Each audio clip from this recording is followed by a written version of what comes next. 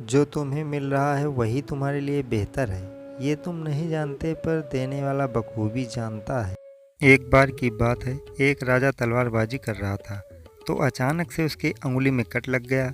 पास खड़े मंत्री अचानक बोल उठे, राजा साहब चिंता न करें, जो होता है अच्छे के लिए होता है। यह सुनते ही राजा को गुस्सा आ जाता है। राजा उस मंत्री को कारागृह में बंद करने का आदेश दे देता है और बोलता है इसको फांसी पर चढ़ा दिया जाए। यह सुनकर मंत्री घबरा गया। उसने राजा से निवेदन किया, महाराज, मैंने आपके यहाँ इतने बरसों तक काम किया है, क्या आप मेरी अंतिम इच्छा पूरी नहीं करेंगे?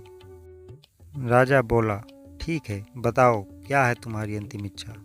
मंत्री बोला, कृपया मुझे 10 दिन का समय दीजिए, उसके बाद आप मुझे जो चाहे वो सजा दे दीजिए। राजा ने उसकी अंतिम इच्छा मान ली। राजा दूसरे दिन अपने सैनिकों के साथ जंगल में शिकार पर निकला। जंगल के बीच में राजा अपने सैनिकों से बिछड़ गए और रास्ता भटक गए। रास्ता ढूंढते हुए राजा वनवासियों के बीच पहुंच गए, जो बलि देने के लिए किसी को ढूंढ रहे थे।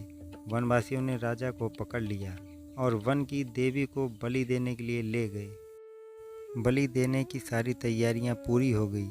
जैसे ही राजा को बलि देने के स्थान पर ले जाया गया, वहां खड़े बुजुर्ग की नज़र राजा की खंडित उंगली पर पड़ी। उसने आवाज़ लगाई कि ये तो खंडित है, इसकी बलि नहीं दी जा सकती। तो वनवासियों ने राजा को छोड़ दिया। राजा जैसे तैसे वहाँ से निकला और अपने राज्य पहुँचा। सबसे पहले कारागृह में अपने मंत्री से मिलने पहुँचा। राजा ने मंत्री से कहा, आपने सही कहा था, अगर मेरी अंगुली नहीं कटी होती तो मैं जिंदा नहीं होता। यानी जो होता है वो अच्छे के लिए होता है। राजा ने फिर पूछा, मेरा तो फ़ायदा हुआ, लेकिन आपका कैसे फ़ायदा हुआ? मैंने तो आपको सजा दी।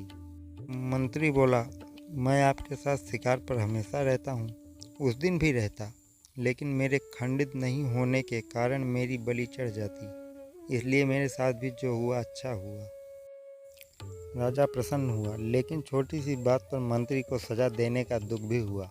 इसलिए राजा ने मंत्री को कारागृह से निकालकर फिर से अपने साथ रख लिया।